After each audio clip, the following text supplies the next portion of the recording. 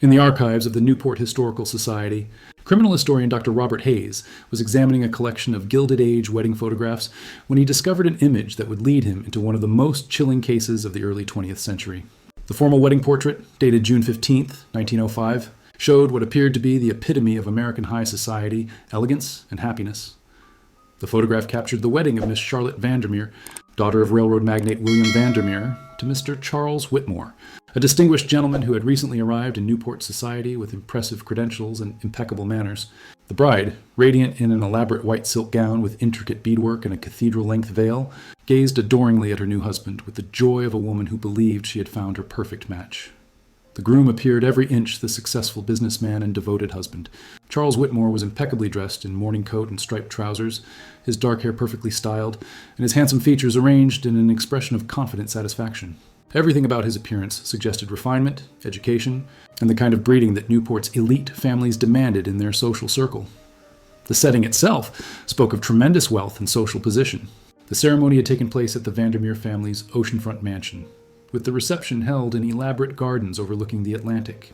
The wedding had been covered extensively in society newspapers, with journalists describing it as one of the most magnificent celebrations of the 1905 social season. However, as Dr. Hayes examined the photograph under magnification, something caught his attention that transformed this image of marital bliss into something far more sinister. The groom's left hand, which rested on his bride's waist in a gesture of affection and possession, bore distinctive scarring across the knuckles and back of the hand, marks that were barely visible in the formal portrait but became unmistakable under closer inspection. The scarring pattern was familiar to Dr. Hayes, who had spent decades studying historical crime photographs and evidence. These were not the random marks of accident or injury, but rather the deliberate scars that certain types of criminals used as identification markers, or that resulted from specific types of violence. The positioning and regularity of the marks suggested they had been created intentionally, possibly as part of gang identification or as the result of repeated violent encounters. What made this discovery particularly disturbing was the contrast between Charles Whitmore's refined appearance and social standing and the evidence of a violent past literally written on his flesh. The photograph that had been intended to document the joy of a perfect society wedding had inadvertently preserved evidence of what Dr. Hayes suspected might be one of the most successful criminal deceptions in American history. To understand the significance of Charles Whitmore's successful infiltration of Newport society, Dr. Hayes immersed himself in research about the exclusive world of America's wealthiest families during the height of the Gilded Age. Newport in 905 represented the pinnacle of American social achievement, where acceptance required not just enormous wealth, but also impeccable breeding and social connections that could be traced back generations. The Vandermeer family had been part of Newport's inner circle since the 1870s, when William Vandermeer had established himself as one of the most successful railroad entrepreneurs in the country. His fortune, estimated at over $50 million by 1905, had purchased not just a magnificent oceanfront estate, but also the social standing that made his daughter Charlotte one of the most sought-after brides in American society. Newport's social season of 1905 had been particularly competitive, with wealthy families from New York, Boston, and Philadelphia competing to display their prosperity through elaborate parties, charitable events, and strategic marriages. The pressure to maintain social position meant that families were constantly seeking to align themselves with others of equal or superior status, making them vulnerable to individuals who could successfully impersonate members of their class. Dr. Hayes's research revealed that Charles Whitmore had appeared in Newport society during the summer of 1904, introducing himself as a recent Harvard graduate who had inherited substantial mining interests in Colorado. His credentials had seemed impeccable. He possessed extensive knowledge of literature and art, spoke several languages fluently, and demonstrated the kind of cultural refinement that wealthy families expected in their social circle. Most importantly, Charles had presented himself as a man of independent means who was seeking marriage for love rather than financial advantage. This appealed to families, like the Vandermeers, who had grown weary of fortune hunters and were looking for a son-in-law who could contribute to rather than drain their wealth. The courtship between Charles and Charlotte had been conducted according to the strict social protocols of the era, with supervised meetings, formal chaperoned outings, and extensive interaction between the families. William Vandermeer had conducted what he believed to be thorough background investigations into Charles' claims about his education and financial resources, but these inquiries had been limited by the communication, technology, and record-keeping systems of the early 1900s. As Charles' success in deceiving Newport society represented a remarkable achievement in criminal deception. suggesting either exceptional intelligence and preparation or extensive experience in assuming false identities among wealthy social circles. Dr. Hayes consulted with Dr. Maria Santos, a forensic pathologist who specialized in historical wound analysis, to understand the significance of the scarring visible on Charles Whitmore's hand in the wedding photograph. Using digital enhancement techniques, they were able to examine the markings in detail and develop theories about their origin and meaning. These scars show a very specific pattern. Dr. Santos explained after studying high-resolution scans of the photograph. The marks across the knuckles appear to be defensive wounds, the type you see when someone has been involved in repeated hand-to-hand combat. But the regular scarring on the back of the hand looks more deliberate, possibly self-inflicted, or created as part of some kind of ritual or identification system. The scarring pattern consisted of several elements that each told part of a disturbing story. Across the knuckles of Charles' left hand were multiple small scars consistent with repeated fighting, suggesting someone who had been involved in numerous violent confrontations. These marks were typically found on professional criminals, gang members, or individuals who had spent time in violent environments, such as prisons. More intriguingly, the back of Charles's hand bore 3 parallel lines of scarring that appeared to have been created with a sharp blade in a deliberate pattern. Dr. Santos noted that similar markings had been documented among criminal organizations of the late 19th century, particularly those operating in major cities, where gang identification was important for both protection and intimidation purposes. The combination of defensive fighting scars and deliberate identification markings suggested that Charles Whitmore had not only been involved in criminal activity, but had likely held a significant position within an organized criminal group. The skill required to completely hide these marks during normal social interaction indicated someone with extensive experience in concealing evidence of his violent past. Dr. Hayes's investigation into criminal identification practices of the early 1900s revealed that the 3-line scarring pattern was associated with several notorious criminal organizations operating in New York, Chicago, and Boston during the 1890s. These groups had used scarification as a way to identify members and indicate rank within their organizations. Most disturbing was the discovery that this particular scarring pattern had been linked to criminals involved in what law enforcement of the era called murder for hire, professional killers who targeted wealthy individuals for robbery or elimination. The marking served both as identification among criminal associates and as a badge of achievement for successful violent crimes. The evidence suggested that Charles Whitmore was not simply a con man seeking to marry into wealth, but potentially a professional killer who had assumed a false identity to gain access to victims among America's wealthiest families. Dr. Hayes's investigation into Charles Whitmore's background revealed a masterfully constructed false identity that had been designed to withstand the scrutiny of wealthy families while providing access to potential victims. The depth and sophistication of the deception suggested someone with extensive experience in criminal enterprises and identity fraud. Harvard University records from 1934 contain no enrollment information for anyone named Charles Whitmore matching the description of Charlotte's husband. More significantly, the university's alumni office had no record of issuing transcripts or providing references for any Charles Whitmore during the period when he would have been establishing his credentials in Newport society. The mining interests in Colorado that Charles claimed to own proved to be equally fictional. County records in Denver and surrounding areas showed no property ownership, business licenses, or tax payments associated with Charles Whitmore or any similar name during the relevant time period. The detailed knowledge of mining, operations that Charles had demonstrated in conversations with potential business partners, appeared to have been acquired through research rather than actual experience. Dr. Hayes's breakthrough came when he discovered that several elements of Charles's fabricated background corresponded exactly to the genuine biography of Charles Whitman, a Harvard graduate who had died in a mining accident in Colorado in 1903. The real Charles Whitman had been the son of a wealthy Boston family, had graduated from Harvard with honors, and had inherited substantial mining properties that were still being operated by his estate. The similarity in names was not coincidental. The criminal who became Charles Whitmore had apparently studied newspaper accounts of Whitman's death and had systematically appropriated elements of his biography to create a believable false identity. This required extensive research and careful planning, suggesting that the deception had been in development for months or possibly years before Charles appeared in Newport society.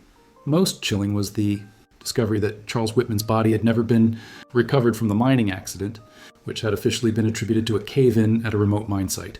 The lack of physical remains meant that no one could definitively prove that Charles Whitman was dead, providing perfect cover for someone who had assumed his identity. Evidence suggested that the man who married Charlotte Vandermeer was a professional criminal who had either killed the real Charles Whitman or had discovered his death and opportunistically assumed his identity as part of a long-term criminal plan targeting wealthy families. As Dr. Hayes investigated deeper into the criminal background that Charles Whitmore's scars suggested, he discovered a disturbing pattern of wealthy women who had mysteriously disappeared or died under suspicious circumstances in cities where someone matching Charles's description had been active during the late 1890s and early 1900s police. Records from New York, Boston, and Philadelphia contained reports of several cases involving wealthy women who had vanished after meeting mysterious suitors who claimed to be from prominent families. The pattern was consistent. A charming, well-educated man would appear in high society circles, court a wealthy woman with substantial inheritance or family fortune, and then both would disappear after a brief marriage or engagement. The most significant case had occurred in Boston in 1902, where Mrs. Eleanor Ashworth, widow of a prominent banker, had married a man calling himself Charles Whitman after a whirlwind courtship. Mrs. Ashworth had liquidated substantial investments to provide her new husband with capital for business ventures, then had vanished along with him and her fortune 6 weeks after their wedding. Boston police had investigated the disappearance, but had been unable to locate either Mrs. Ashworth or her husband. The case had eventually been closed when investigators concluded that the couple had likely eloped to Europe with her money, though Mrs. Ashworth's family had insisted that she would never have abandoned her children and grandchildren voluntarily. Similar cases in New York and Philadelphia showed the same pattern.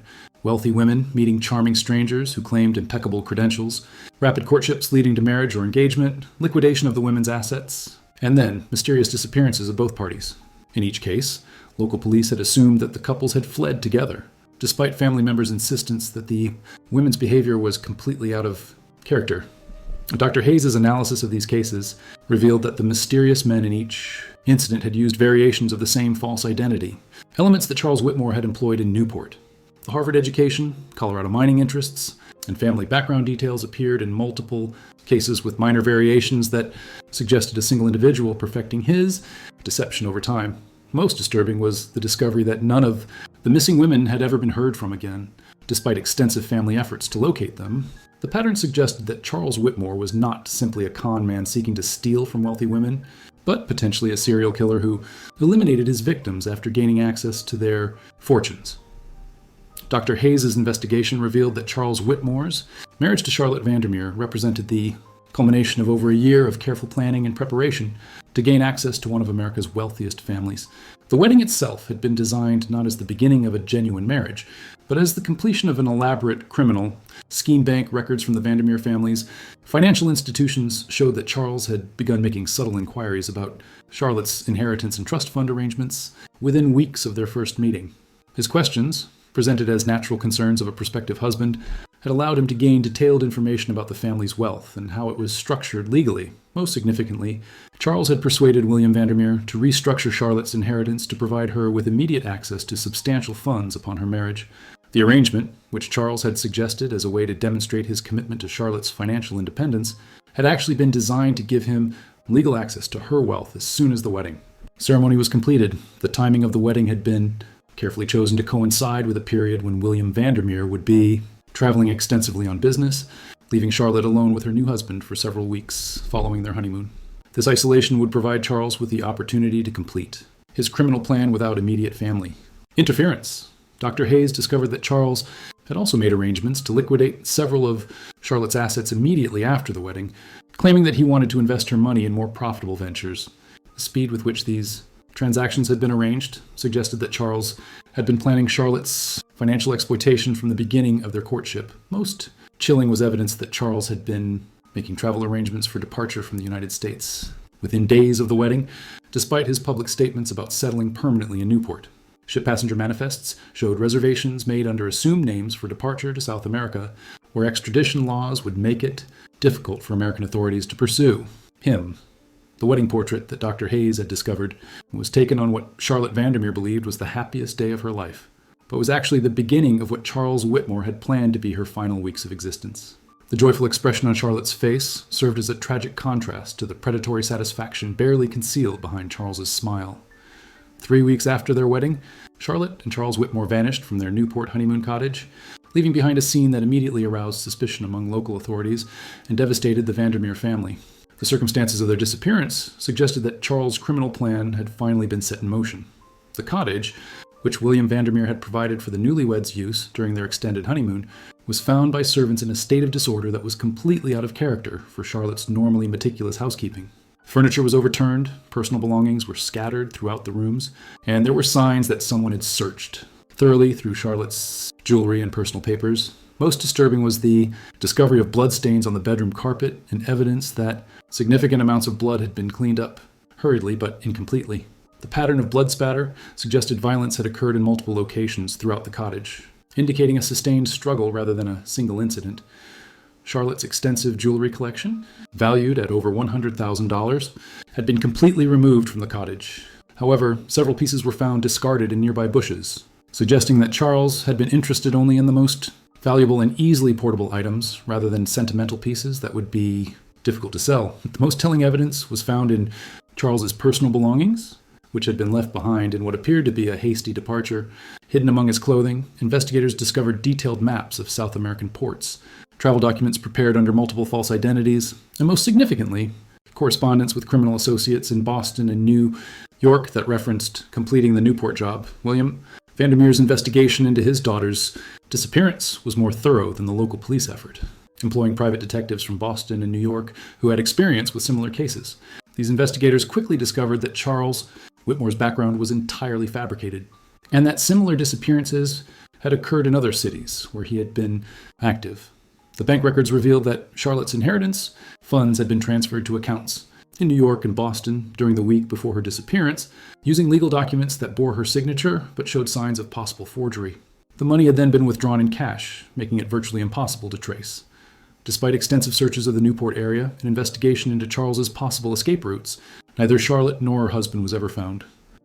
The case became one of the most notorious unsolved crimes of the early 1900s, shocking high society families who had previously felt secure in their exclusive social circles. As the investigation into Charlotte Vandermeer's disappearance intensified, law enforcement agencies began connecting Charles Whitmore to a series of similar crimes that had terrorized wealthy communities across the northeastern United States.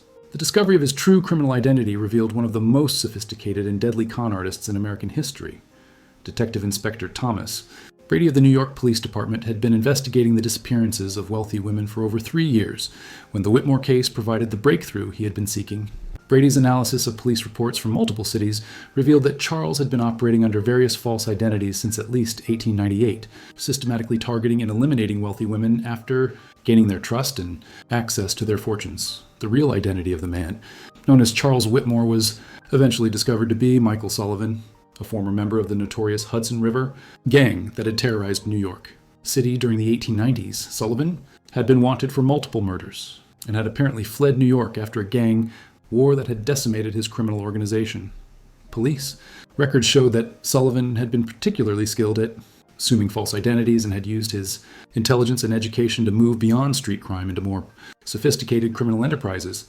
His ability to blend into high society had made him far more dangerous than typical criminals, as his victims' families and social circles never suspected that they were dealing with a professional killer.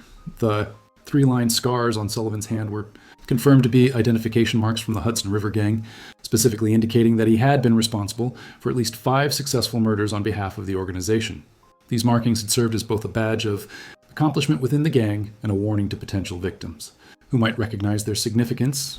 Detective Brady's investigation revealed that Sullivan had been responsible for the deaths of at least 7 wealthy women between 1898 and 1905, using variations of the same methods he had employed with Charlotte Vandermeer. His victims had been carefully selected for their wealth, social isolation, and access to liquid assets that could be quickly converted to cash. The sophisticated nature of Sullivan's crimes had allowed him to evade detection for years, as law enforcement agencies in different cities had not recognized the connections between seemingly unrelated disappearances. His ability to assume convincing false identities had been enhanced by his study of obituaries and public records, allowing him to appropriate the biographies of deceased individuals whose deaths had not been widely reported. Most chilling was the discovery that Sullivan had maintained detailed records of his crimes, including photographs, personal items taken from victims, and financial information about their families. These records, found in a hidden compartment in his New York apartment, provided evidence of a calculating predator who viewed his victims not as human beings but as business opportunities. The revelation of Charles Whitmore's true identity as Michael Sullivan triggered the largest manhunt in the history of American law enforcement up to that point, as authorities across multiple states coordinated efforts to capture one of the country's most dangerous criminals. The case represented a new type of criminal threat that traditional policing methods were ill-equipped to handle, but federal authorities became involved in the investigation. When it was discovered that Sullivan had been transporting stolen property across state lines and had used the postal system to facilitate his various fraud schemes, the newly established Federal Bureau of Investigation assigned their most experienced agents to coordinate the manhunt and develop new techniques for tracking criminals who operated across multiple jurisdictions. The search for Sullivan was complicated by his exceptional skill at creating false identities and his apparent ability to blend seamlessly into wealthy social circles in different cities. Unlike typical criminals who operated in predictable criminal environments, Sullivan had demonstrated that he could successfully impersonate members of high society for extended periods without detection. Detective Brady worked with federal agents to develop the first comprehensive criminal profile of Sullivan's methods and preferences, analyzing patterns in his victim selection, identity creation, and escape strategies. This profile revealed that Sullivan typically spent 6 to 12 months establishing his false identity in a new city before selecting and approaching potential victims. The investigation also revealed Sullivan's extensive network of criminal associates who provided him with forged documents, false references, and assistance in liquidating stolen assets. These associates, primarily located in major cities along the eastern seaboard, had been operating a sophisticated support system for high-level criminal activities that went far beyond typical organized crime. Operations International Law Enforcement agencies were contacted when investigators discovered evidence that Sullivan had been planning to flee to South America, where several other American criminals had successfully evaded extradition. The coordination required to prevent his escape represented one of the first truly international criminal investigations in American history. Despite the massive law enforcement effort, Sullivan's trail went cold after his disappearance from Newport. Several sightings were reported in New York, Boston, and Philadelphia, but none were confirmed. The investigation was further complicated by the discovery that Sullivan had prepared multiple escape identities and had sufficient funds to remain hidden indefinitely. The failure to capture Sullivan highlighted the limitations of early 20th century law enforcement and led to significant reforms in how police agencies shared information and coordinated investigations across jurisdictional boundaries. Michael Sullivan was never captured, despite years of intensive searching by law enforcement agencies across the United States and internationally. The case of Charles Whitmore became a landmark in American criminal history, highlighting both the vulnerability of wealthy society to sophisticated predators and the need for major reforms in law enforcement practices. The impact of Sullivan's crimes extended far beyond his immediate victims, fundamentally changing how America's wealthy families approached marriage and social interaction.